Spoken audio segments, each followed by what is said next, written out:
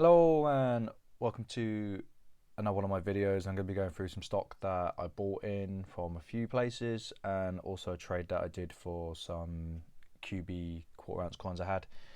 So firstly, I bought this in. This is stunning.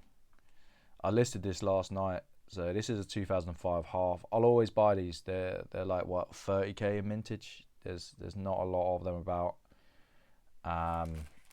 This one's in really good condition, so end up buying this from a bullion dealer online. I thought they'd underpriced it.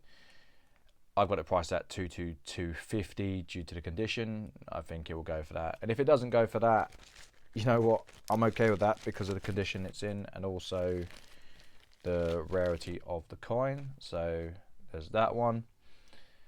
This coin here,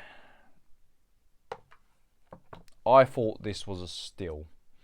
So I spoke to a gentleman a while back and he put a message up saying looking for a Sydney Mint sovereign, Australian sovereign. And I said, yeah, they're not cheap coins. I've got one, but you're looking at £450, £500 for the coin. It's not cheap. They don't come up often. I remember when I was traveling, didn't see many of these. I paid $3.90 for this. This is in bad condition. No, it's not in the worst condition, but it could be better. He did say to me it's a solid bullion coin, and I was like, fair.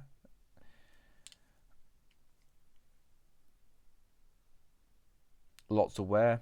I'll pay that every day of the week on a coin like this. Mintage of about, I think it was 1 million. I'd have to double check it. I did look at it briefly. I think it was around 1 million. I'm erring on 1.1 million rather than 900. You know what? Let me check it. I've got the book on the side. So let's zoom that in.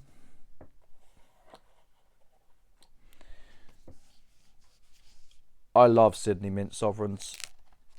Australian sovereigns. I think they are awesome. I don't know why. I just gravitate towards them. I really like the coins myself. It's not for everyone. I think in my case, I like them because I think you can do a date run on them pretty easily. They're old, they're gold, you know, they look nice.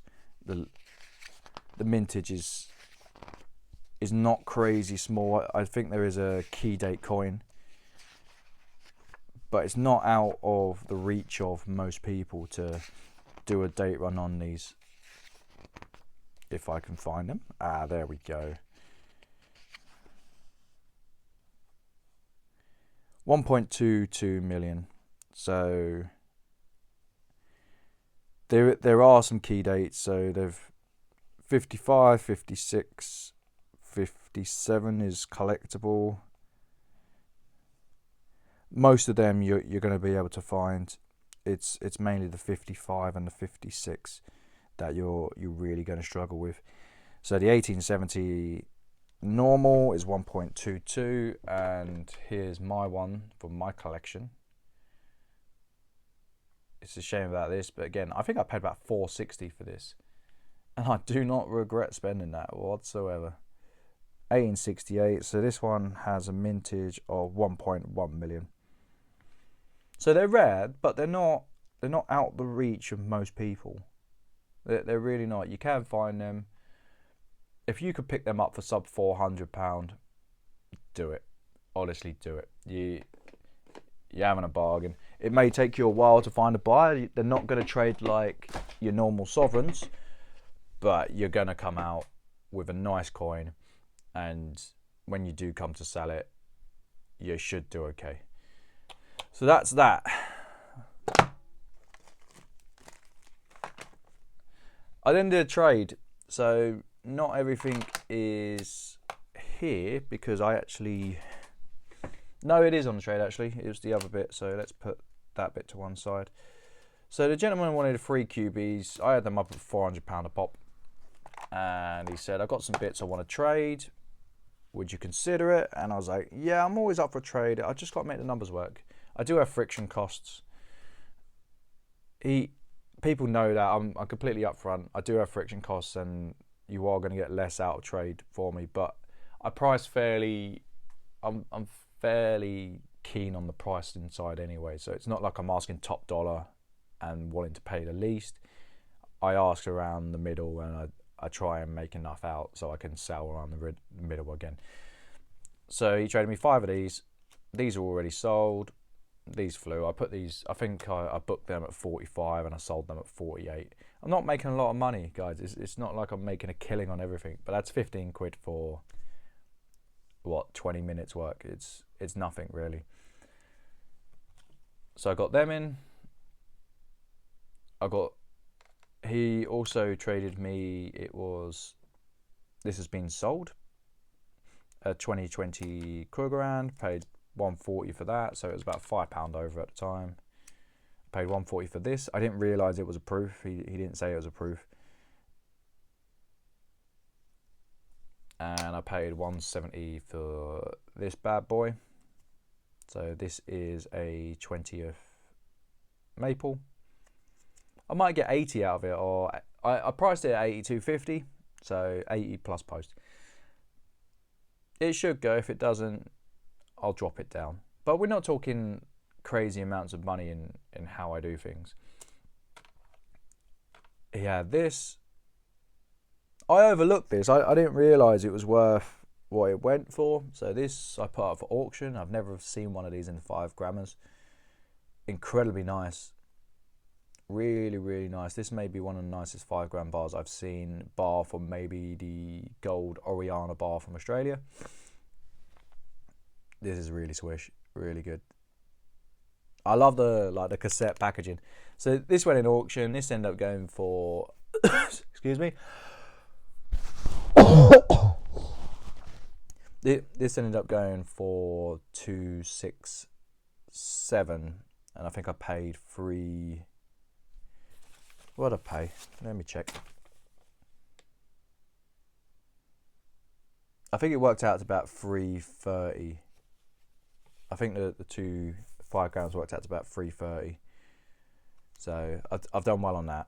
I've done better than expected. I ended up getting this as well. This ended up going for 250. So this has been sold.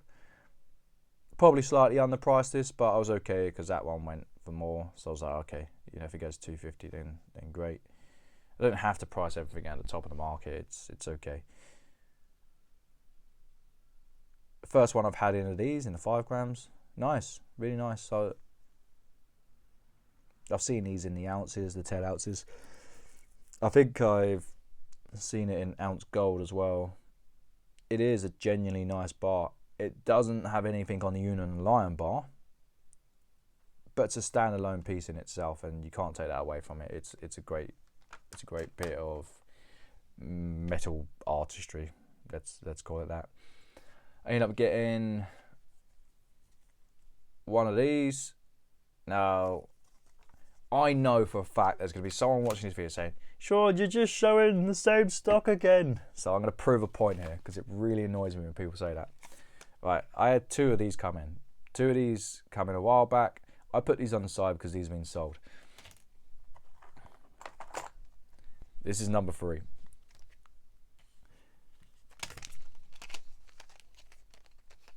So yeah, one of these come in from a supply. He also had a 2.5 gram bar.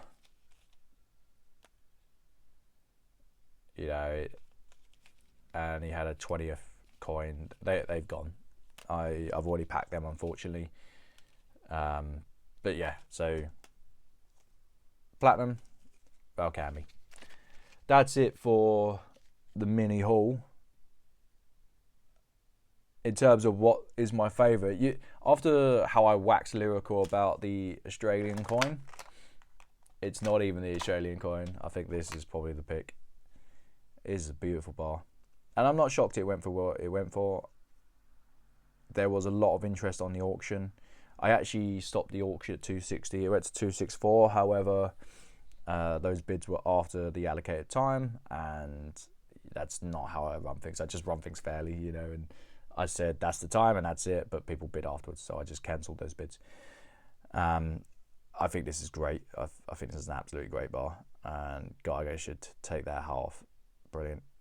I know they make good stuff. I've seen the silver, it's good. But I hope you've enjoyed the video.